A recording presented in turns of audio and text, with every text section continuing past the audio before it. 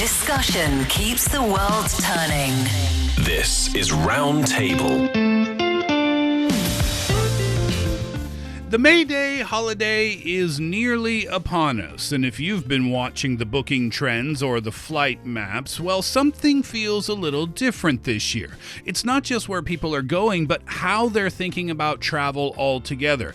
Well, we've been digging into the data and the vibes, and let's just say the old rules of a good vacation, they don't seem to apply anymore. We're live from our studios here in Beijing. This is Roundtable. I'm Steve. Thank you very much for being with us today. And for the show, I'm joined by Fei Fei and Yushan. First up, every year, the May Day holiday somehow finds a way to get bigger, busier, and just a little bit more unpredictable. But this time, it's not just about where people are going. It's about how and why they're traveling in the first place. From unexpected destinations to new travel mindsets, from high-tech booking battles to completely reimagined holiday experiences, something is clearly changing. The way people plan their trips and spend their money and even define a good vacation isn't what it used to be. So what's driving the travel boom this year for the May Day holiday, and why are some people looking to escape the crowds, Fei Fei and Yushan, while others are chasing the crowds? I guess it's up to the person or the individual, but things definitely feel a little bit different as we get ready for the big holiday this year. Yeah, I don't know about you guys, but I'm staying at home, inside the door, not getting out for at least 3 days until later on how I plan everything else. That is a different way of spending the holiday, for sure. But unlike my style, there's also the other style, which is to just travel out. And to specify what May Day holiday means for us, it's actually a 5-day holiday period here in China. It's also known as the Labor Day holiday and is typically spanning from May the 1st to May the 5th. And as the holiday approaches, searches for travel products already surged by over 360% month on month, while bookings for flights, hotels, homestays, and tickets in some popular cities already increased by nearly 40% year on year. And that's according to the domestic travel booking agency Tongcheng. The 364% Fei Fei month-on-month increase, that's not surprising because there's a holiday this month and there wasn't one maybe the month before, so that's why. But the 40% year-on-year increase, that is worth noting. That leads me to believe that more people are getting out and about this time around. Yeah, one of the reasons is that in a lot of cities and provinces and regions in China this year, they announced spring breaks for about 2 or 3 days for primary or secondary school students. And that's why, so that means this 5-day holiday has been expanded to some between 8 days to 10 days for a lot of the students. And those breaks for primary and secondary schools, that's not a nationwide thing, right? There are just certain provinces that are doing that? Yes, so far, I think in provinces like Zhejiang, Liaoning, or Shandong, they have this kind of spring breaks, and there are just much of a provincial or local strategies out there. So some of them may enjoy 7 to 10 days. Some of them, well, for example, some other travelers, they decide to utilize this quote-unquote bridge strategy, meaning they take 4 days of their personal leave and then together combined with this 5-day May Day holiday, they have a 11-day continuous break. That's a weekend in between, right? That is why you see the 40% year-on-year increase compared to 12 months ago. Really exciting. Obviously, we are mere hours away from it. So let's talk some of the specifics then. Who is traveling? I mean, I guess everyone, well, except for Yushan. Yes. The other 1.39999 billion is out in travel. For example, I think families, a lot of the families take parents and children, they will decide to travel. In fact, this group is the most prominent, accounting for nearly 30% of the traveler population this year. So their focus is more on the theme parks, on cultural experiences, on nature trails. But when it comes to young people and students, for example, for college students or younger generations, they would be more traveling for purposes like events, like if there is a concert or a sport event, or seeking out emotional values throughout their experiences. But also there are also other travelers as well. It's not all about young people or families. For example, some senior citizens, which represent about 16% of the market. Oh, that's a significant percentage. They are more opting for like slower travel pace and when focusing more on wellness and health of itineraries. So you can see the market are very diverse and different when it comes to different groups of age groups and you know, different purposes as well. I was curious about ticket prices, and we're just about to talk about how people are traveling. But I was looking at ticket prices for flights, and on the first day of the holiday, which is May 1st, the ticket prices, the flight prices, were almost double to what they were a couple of days later. Yeah. Because of the very first day of the holiday, right? Right. So if you can stand to, I guess that's my China travel tip. If you can stand to wait a day or so, you can save a pretty significant amount of money there. This is what I observed too, because yesterday when I get off work and try to get up to the elevator back to my apartment, what happened was the elevator brought down a group of elders wearing exact the same uniform and the same baseball cap and all pulling a suitcase, and they were going out just yesterday. So Nice. they are expanding. They started early. Yeah, 2 days early. So yeah, that's that would be super cool. that would be the other tip. If you can afford that early start, that would work too. Right. Now, where people are going is changing a little bit this year because typically, perhaps during the May Day holiday, people would head to Beijing or to Shanghai or to the bigger cities in the country. But now we're seeing a different trend. Yeah, I mean, mega cities like Beijing and Shanghai or other cities here in China, they still have its appeal. But instead of all fighting for the massive crowds in these mega cities, people are also actually a huge number of people, travelers, they are choosing the quote-unquote reverse travel to smaller and less crowded county-level destinations. That's the small-town tourism that we're talking about. So this is also data from Tongcheng Travel that during the May Day holiday this year, bookings for travel products related to county-level destinations have increased by 128% year on year. That's significant too. Yeah, in the meantime, car rental booking in these areas also rose by 113%, meaning that people also prefer to just drive to nearby counties or rural areas. Well, yeah, or they'll take the train, maybe. They'll take the high-speed train to that area, but then once you get to that area, probably public transportation, you know, when you talk rural areas anywhere in the world, the public transportation is a little less reliable. So maybe you get there and then you rent a car to drive around and explore a little bit. By the way, how do you rent? What's the process of renting a car here? Is it done like in the States? When I went to Hawaii, you have to go into the office, and sometimes it's a pain because you have to wait for a long time, even though you've already reserved your car. You have to fill out things and stuff like that. Is it the same here, or is it all done through an app? It's all done through an app. You mean that's basically what everything is done here in China through some kind of an app. But what you can do is you can place an order before you reach to that destination, and to find, for example, I'm going to this high-speed rail station, and then I can find the nearest location to pick up my car, and then I can place my order, you know, the car types, how big of a car, how much money, and then when you reach that train station, you can go directly to that pickup location and then pick up the car, so you don't have to wait in lines as what you described, Steve, in the States, and it's much faster, but also they have staff members to help you out if you need to, for example, confirm the situation when it comes to this rental car and how to use that in particular. So it's easy. Yeah, it's pretty easy. Yeah, I heard from my friends that actually a lot of these car renting companies allow you to not return the car where you got it.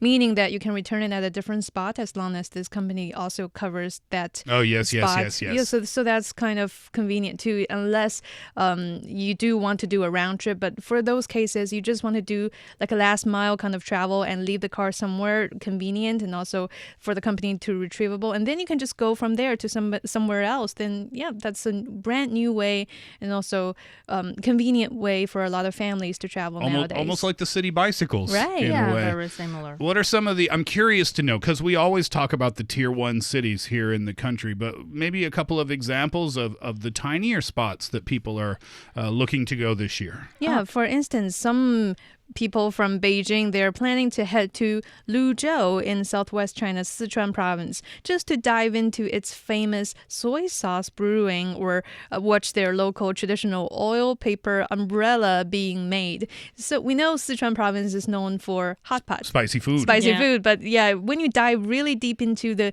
veins of the city, meaning the counties or the smaller town vibe kind of thing, there's a lot of very local and cultural thing to experience. Other rising stars would include Fujian province. They've got one place named Pingtan, and also in Guangxi, there's the Yangshuo, the city of Yangshuo, where you can also get a unique experience of these local small town vibe. Yeah, when it comes to Yangshuo, it's a very famous city when it comes to rock climbing. Right.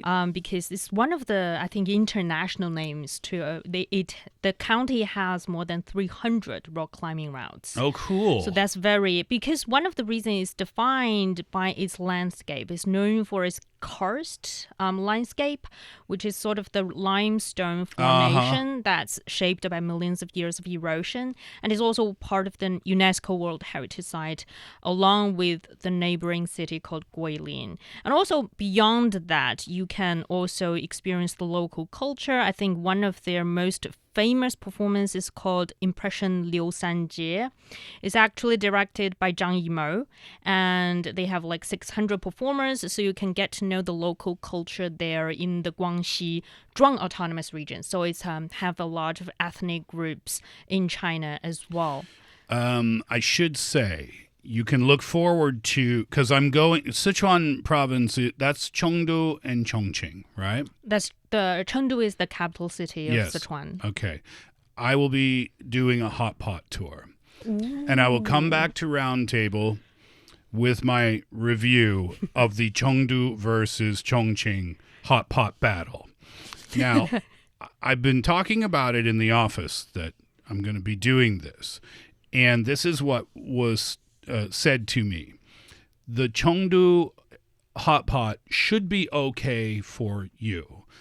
But, Steve, the Chongqing hot pot, I'm warning you. And I said, what do you mean you're warning me?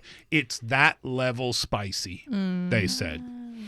So get ready. So my response was, well, I got to try what the locals eat, no matter whether it's going to be the death of me or not. So I'll get back to you on that one a little bit later. Other trends people are looking for, there's a color walk trend. Yeah, that's led by a lot of the young travelers nowadays. That's to, instead of taking pictures at iconic tourism spots, they're chasing the emotional value out of their tours. Because when people go out there for a trip, they want to feel something different, whether it's in the rural field or in the mountains, in the woods, or just to get the small town vibe we mentioned earlier. So yeah, this has led to the color walk trend you mentioned, Steve, where young people, everybody search for destinations based on specific aesthetics, colors to match the spring season. For example, I saw people taking a group of picture just under the color yellow. So it can be lemon-ish yellow for one set of group of pictures that you take along your way while you're traveling. It can be the color of a flower. Oh. It can be the color of a traffic light. Like a theme. Yeah, like a themed picturing. And then another day, it can be like bright minty green. So something like that make the trip a lot more fun for a lot of us. And data from Tongcheng Travel also shows that searches for travel destinations with color as a keyword has already increased by 200% year on year too. Yeah, that's It's cool. also make it like a game. Yeah. Kind of, yeah. You mentioned, Fei Fei, a few minutes ago, shows and sporting events. A great example of the sporting event would be the Suqiao, the Jiangsu football matches. This was on CCTV News. The hype around these matches caused a 45% jump in chartered car bookings and a 50% spike in hotel stays in the areas where the matches are being played. If you're not familiar with that football league, it's the provincial football league that's down south here in the country. It only started a year ago or so, and people are going nuts for it because it's not pro players. It's just anybody from their communities. Yeah, most of them are amateur players. So it's like community versus community, province, city versus city, province versus province, and people are going crazy for it. And it's cool that people are traveling for this from other parts of the country. And that shows that it's not just popular in those cities or in those provinces. It's just kind of a nationwide phenomenon. Yeah, I guess the vibe of sports events is just something you cannot deny. You cannot refuse. And more to like football matches, for example, in the city of Xianyang, they are also staging their dragon boat competition there between May the 2nd and May the 3rd. And so this year, nearly 2,000 athletes participated. And so they just sort of a boat racing competition on that lake. So you can imagine that people would be drawn to this kind of vibe and enthusiasm. And also a part like Suqiao and like this dragon boat competition when it comes to nearby like a food market or intangible cultural heritage experiences is something that kind of serves like a spillover effects that since I'm going to the game, why not try the local food? Why not see that museum? And that's how I think the cities are so eager to stage this kind of sports events for the travelers. Yeah, it's really fun stuff that you don't get to do during other times of the year, during your vacation. Outbound travel, a lot of people are looking for a no-hassle approach. They're looking for experience and less time on the road. That means 3 to 5 day high-speed rail trips to nearby cities. Have become popular, taking short flights to neighboring countries like Korea or Singapore or Thailand. Those have become popular too because of the easy visa processes and direct flights that are available. And speaking of visa-free policies, we talk about this a lot on Roundtable. More foreign visitors are exploring China than ever before too. And yep, they're doing the big cities, but they're also doing places that are a little off the beaten track, just like what people here in China are doing. Yeah, because we're looking at a huge surge in foreign tourists visiting Chinese smaller places like in Yanji, which is in northeastern China. Yeah, in Jilin. Featuring a lot of like Korean style food and culture, Korean ethnic group style food and culture. And then also down south in Kunming, where we call it the capital of flowers, meaning that at this time of the year, there's flowers everywhere in the city of Kunming. That will be good for the color walk trend. And also in Taiyuan too. I think that's mostly getting popular in recent years thanks to the 3A video game Black Myth Wukong, that giving a huge promotion to the local ancient architectures all in Taiyuan. And also for cities like Sanya, their number, the visitor number, foreign visitor numbers actually also doubled. And also, for example, in Jieyang, which is known for their southern Chaoshan culture, is like the southern location in Guangdong province, and the food. Chaoshan hot pot. Yeah, the beef balls, the Chaoshan hot pot is a different hot pot than Chongqing and Chengdu. It's not spicy and it's featured beef, different parts of beef, and very tender, very delicious. And the broth is different as well. Seems like I need to add a place to my hot pot tour. Let's talk travel then in terms of how people are getting to where they are going. Now, for every big holiday here in China, things get a little bit competitive. in terms of getting tickets.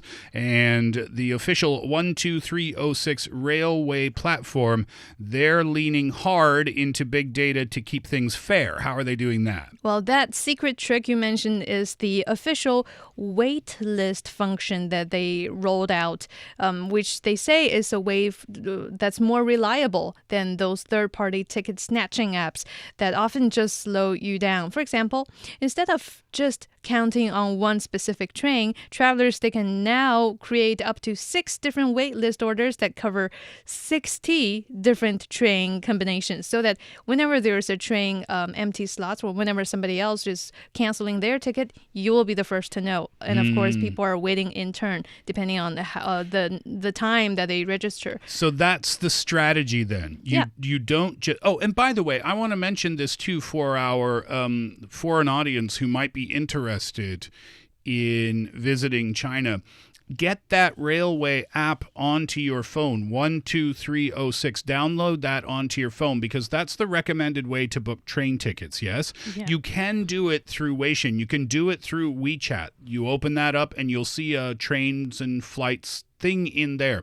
But in my experience, if you go through there, that is a third-party company that is getting the tickets for you. So even if you pay, that doesn't confirm that you'll get your tickets just yet. That's based on my experience, so I think it's better to go through that official 12306 app. Back to the strategy, and this is what I was curious about. When you try to, even if you open up the 12306 app like right now, you're going to see waitlist on almost every single train, right? So the strategy then isn't just to waitlist on one specific train, like one specific time. For example, the 8:10 a.m. train to Shanghai. Join the waitlist and hope for the best. That's not what people do. You join multiple waitlists, and then the app, if an opening pops up for different trains within that window, if you will, they'll put you on that train. Yeah, that's the common strategy I think most people would choose, especially now that Yushan mentioned they allow 6 different waitlist orders that cover 60 different train combinations and 3 different dates. So you can also be flexible when it comes to your travel plans, your itineraries, and to hope for the best. That maybe, I think that happens like 90% of the time, at least based on my personal experiences, that 90% of the time some people will refund and cancel their train tickets the last minute, and that's when you get to know you can have a train ticket. That's a huge gamble, though, if you're waiting until the very last minute to find out if you get tickets or not. There is also an option. You can tell the platform how long you can wait. For example, you can wait till, for example, 4 minutes before that train departs. Or you can choose 3 days before that train departs, and you get to decide, now I just give up. 4 minutes? 4 hours. You better be, I was going to say, you better be on that train. 4 hours. I think it's 4 hours, a few hours before the train departs or a few days before the train departs. You can choose. That's nice. So then, you book multiple wait lists, or join, I guess I should say, multiple wait lists, and then you go from there. And then, of course, there are other options, too. Buses are an option. Flights are an option. And Fei Fei, I asked Fei Fei before the show today, and you said, maybe it happens where somebody will get stuck unable to travel, but the majority of the time there are options available for people. Yeah. You can take buses, you can take trains, other trains, and also you can take planes. And I think very interestingly, this year, some young students, they find a very creative way to work around the train system. For example, some of them can book a one-day tour package that travel back home and then secure a seat on that tour bus. So instead of joining that tour in their hometown, they just get back home and then leave that tour. Oh, okay. And sometimes it's not more expensive to buy a high-speed rail train tickets. And others will You'd have to be in character, though. right? Joining that tour. Wow, China's beautiful. And then just kind of disappear from the tour group. But I think you need to tell the tour Yeah. guide. I know, I'm that, teasing. I'm leaving. I'm teasing. Just make sure you're there 4 minutes before it leaves. I want to go back to the foreign visitors who come into China. It's always a topic of curiosity for me. I've been here for 2 years now, and I have my own experiences, and I love to hear about other people's perspectives when they come into China too. And it's been circulating online recently. One of the top things that visitors say is that they, quote, feel very safe when they visit the country. Yeah, that's something, rather a new angle that we see that's being reported in terms of inbound travel these days. Because we've seen news report on how people like it here and foreign visitors are experiencing different things here. But the so-called Chinese-style travel safety is the new hot hashtag that's going viral on the internet nowadays. And really, when we're looking at that hashtag and what's really behind it, we see several different factors that's really backing this kind of trend and how, or rather why people are saying or highlighting this. The first of all is the low crime rates and reliable public order that we really is trying really hard to maintain and has been so for a long time, because the numbers really tell the story here. Data from China's Ministry of Public Security shows that in 2025, criminal cases in China dropped by nearly 13%, reaching their lowest level in over 2 decades. And A continuing downward trend. Continuing downtrend, indeed. And this creates just an environment where people don't have to feel that they are always alert, that they're always looking over their shoulders when they're walking around in our cities. And it's also globally recognized, too. There's an American Gallup group who rolled out their 2025 Global Safety Report, which also shows that people in China feel very safe. And China's ranking for law and order is much higher than many other major Western countries too, and this is according to Global Times report. So we see this is a major topic, and that is drawing international attention. Yeah. And yeah, like how do you, or rather your personal story of staying here make you feel about this? I don't feel like I have to look over my shoulder. Indeed. But when I'm in even Canada has a reputation for being a very safe country. Yeah. And it is a very safe country. But that being said, in Halifax, for example, Halifax, Nova Scotia, where I went to university, walking at home alone downtown late at night, I'm being vigilant. I'm looking around. I don't feel like I'm in imminent danger, but I'm definitely aware of my surroundings. Here in Beijing, 1 a.m., 2 a.m., doesn't matter. It wouldn't even occur to me to kind of be careful. Of course, you still should. Yeah. But it's just, I don't even feel like I have to do that. And that's true for my wife, too. She feels incredibly safe, even alone, walking in the streets at night. It's a non-issue here. Yeah, and I remembered I had an American friend a couple of years ago, and we were walking down in a park late at night. I think it's either 11 p.m. or something around that. And it's very quiet. Sometimes it's kind of bit dark in the park, and we're chatting and walking. All of a sudden, a person just all of a sudden appear on that road. I was like, oh, that was a ghost. She said, that's your concern? A ghost appeared in the middle of the... I thought it was a crime scene would be happening. So that's the time that I realized the mentality behind what would shock you in the middle of the night on the street is very different from, in that case, China and America. Wait, so was it a ghost? No, it's just a guy walking passerby. by. A passerby. He probably said the same thing Yeah. about, it's two ghosts. Yeah, with long hair. There was a story on the internet about Lucas Schmidt. Lucas is a German tourist, who was in Shanghai. He accidentally left his phone at a restaurant. Uh-oh.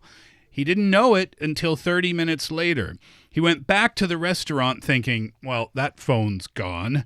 And when he arrived back at the restaurant, the staff, they simply set it aside for him and then just gave it back to him when he walked in to check on him. So it's not just late night street crime stuff that people are not worried about. It's things like that. Here in China, isn't it a strategy for people to reserve a table? Yeah, at with anything. At a restaurant? Yeah. You'll go in and you just leave your phone on the table? Sometimes your Yeah. laptop, Your sometimes your bag. laptop? Yeah, the bag leave there, and you go like fetch dipping sauce for the hot pot, and then you return. Yeah. Everything is intact. In some cities, you may as well put a sign that says "Steal me, please" onto that laptop if you leave it there for any amount of time. But it's cool. I mean, so that's my perspective. But, as citizens of the country, that must make you feel pretty good when you hear news like that from foreign visitors. Yeah, and I think the very confidence that the Chinese people that we have for ourselves and our society is what kind of introduces us through this image that's bringing confidence and comfort and safety to all the visitors from all across the globe too. We kind of need to feel safe ourselves in the first place. And that comes from the fact that there's a country that's backing us up so that we feel grounded inside. That's how many Chinese people describe this uniquely Chinese sense of security nowadays. Because China, now that we're talking about it, this is from People's Daily too, that China has built the world's largest system in terms of education, social security, and healthcare. So this feeling of safety is shaped by the institutional support of our country, and is shared by the society, by every one of us. So yeah, I think the biggest hand that's pushing this trend comes not only from the foreign visitor side, but also from our side too. So this has to mean good things for the future of inbound travel for foreign visitors, I guess. Yeah, I mean, when you feel safe, for example, you are more inclined to travel to a night market, especially when it comes to foreign inbound travelers. And as one of the foreign content creator put it, when people feel truly safe, they no longer have to spend so much time and energy worrying about what might go wrong. And instead of always being on guard, staying alert, they can sort of relax, feel free, and focus on creating, working, communicating with others, and building a better life altogether. And this is true for Chinese tourists when they travel to other countries, I'm sure. The number one thing that seems to pop into people's minds is it safe? Yeah. When they're looking at a new location to travel, question number one, is it safe? And that's true, right? For Chinese travelers who are going overseas as well. Exactly. So when that box gets checked, then you say, okay, cool. Where in China are we going? Because that is just gone from your mind altogether. So it's peace of mind, and it's going to lead to even more of an increase in travel numbers. That's a cool side effect to that. All right, you're listening to Roundtable. By the way, everyone, enjoy your May Day holiday. Travel safely wherever it is that you will be spending it.